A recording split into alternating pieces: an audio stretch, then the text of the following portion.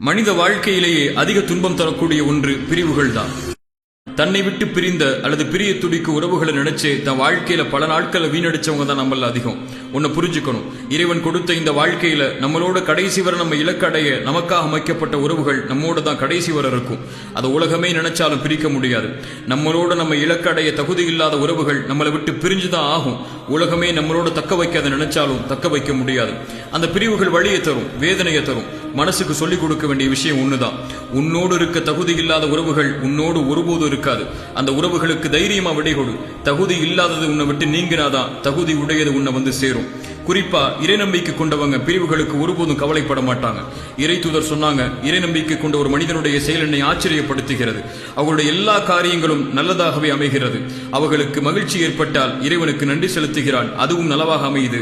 அவனுக்கு சிரமம் ஏற்பட்டால் பொறுமை காக்கிறான், அதுவும் நலவாக அமையுதுன்னு சொல்லி. பிரிவுகள் வேதனையை தந்தா பொறுமையாயிருங்க.